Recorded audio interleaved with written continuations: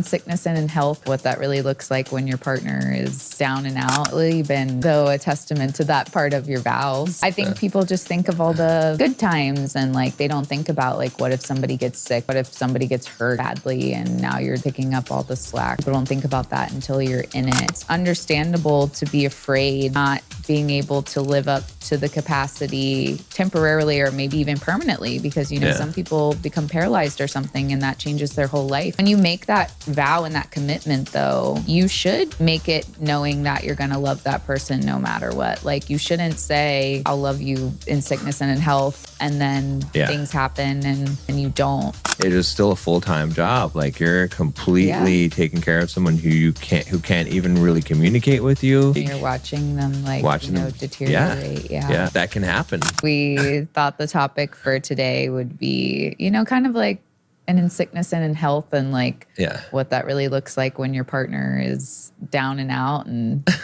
you know, things like that. It's been a lot going on. John can't drive. Yeah. You know. You've been taking care of me since the injury and then definitely after the surgery. Then it was, you know, so that it's a lot of stress. It is a lot.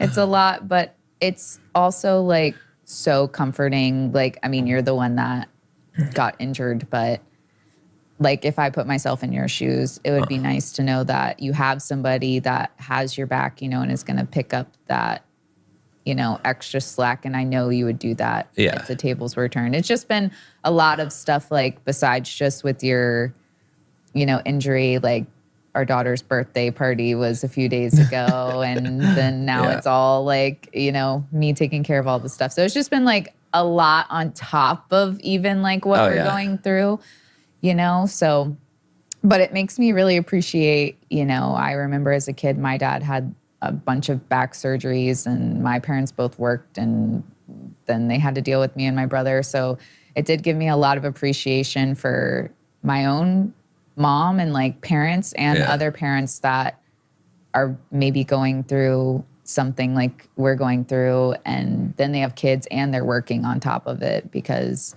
I mean, it does help not having to go into a job and worry about that stress. Yeah. Because it's been a lot, you know, with all the other things going on.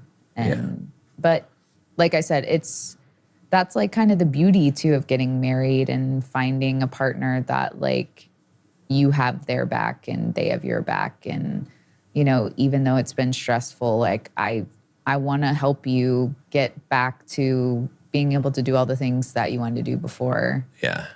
So it's definitely been, though, a testament to that part of your vows. You know? Yeah. Not that I, like I said, not that I don't want to do that, but yeah, it's hard. I think people just think of all the, you know, good times and like they don't think about like what if somebody gets sick and or what if somebody gets hurt badly and now you're picking up all the slack. Like people don't think about that until you're in it. And it's a lot different dealing with it, but I am very lucky that you appreciate all the things that I've been doing as well too, because that's also, you know, important. And then it's made me appreciate the things that you do that you can't do right now. I know. I couldn't bring you coffee in the morning. Now I can, but I couldn't for a while. I couldn't do a lot of stuff that I would normally do. Well, yeah, just like if you gotten the bicep though, there's no way that I could have like taken care of you single-handedly with both things. Oh, and that's part of the reason why I didn't do the bicep. It's like you could not do the bicep and you'll have 90% functionality. But I was going to do it originally, but then when we thought through it, I was like, if can't move my leg and I can't use crutches, what is going to happen? How will we even? I don't know how we would have survived. It would have been bad. You would have had to go to a rehab facility or something where they could like use a machine to pick you up or something if they needed to, like put you in a harness or something. Yeah. Or they have more just like, you know, medical things that could make it easier. But I think it's a good test. I mean, it's like, you know, when something happens to you, how does your partner respond in the relationship? Don't go and break your knees and stuff just to test your partner. But even just being sick and stuff, like, you know, if you're not, I think a lot of guys fear that. I mean, I think it is important for a guy to select a good woman too, and a woman who truly loves him rather than, hey, yeah, you could get girls with money, sure, right? You could get girls by being high status or whatever, whatever kind of thing that you attract. But if it's not a genuine connection that you have built and have not built the relationship, then what happens when you can't make money anymore? Or what happens when you're not that physical specimen anymore? Or you're crippled or disabled or what something, and then you got nothing, right? And I think a lot of guys are afraid of that, but obviously I was never afraid of that with Yeah. with Well, I you, think but everybody is afraid of it because, don't quote me, okay. but I've heard that there's a statistic that men actually leave women when they're sick more than women leave men, which might be hard to believe because I know men think that women will leave them if they like lose their job or things like that. So they would assume that women would leave if they got sick or something like that. But I did hear, I'm not saying it's true, that men actually leave women when they're sick or in like a situation like this more often than vice versa. But it's understandable to be afraid of like not being able to live up to the capacity temporarily or maybe even permanently because, some people become paralyzed or something and that changes their whole life. But when you make that vow and that commitment though, you should make it knowing that you're going to love that person no matter what. Like you shouldn't say, yeah, I'll love you in sickness and in health. And then things happen and then you don't, like, I don't know. You're like, now I don't think I can, or because then it's like, do you love them the way that you thought? Because even if you were stuck like this forever, I would still love you just as much as I love you before. It doesn't make it harder. Yeah. But that doesn't, like, the love that I have for you makes it worth it, whether it's easy or hard. Yeah. So, it's easier to put yourself in these shoes when you're getting a taste of it, like if your husband's injured or your wife is sick right now and they're going to get better.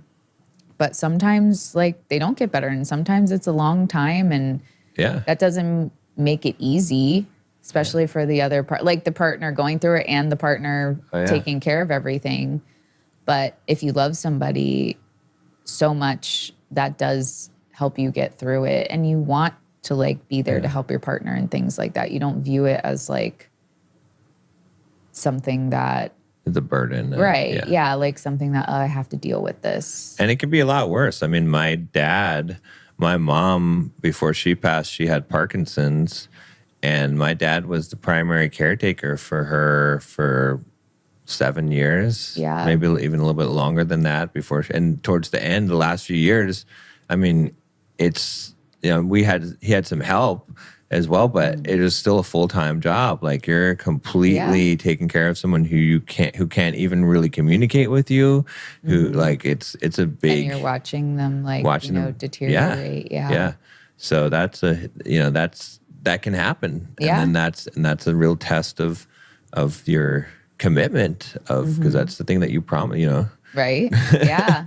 It's easy to make that promise when everything's going fine, but when you're faced with it. And I mean, they have specific therapy for caregivers. Yeah. And it's so hard being in that situation because, what your partner's going through and you don't want to take away from that, but also you're going through something insanely hard. And so it's also like this internal battle of like, well, I can't complain that this is hard because like they're going through this, but it is hard. But it is hard, because it's going to disrupt your life. Just like even just this with my leg. I mean, you had to be sleeping on the couch, right? Because after the surgery, I couldn't get up the stairs. And so, Nicole has to sleep on the couch. You had to sleep on the couch with me. But I didn't want you to have to sleep down there on your own. Yeah, I know. But you're not getting good sleep and, you're having to do all this stuff. Like it's a lot that it's going to disrupt your life. It's not just me going through. So you're going through it together.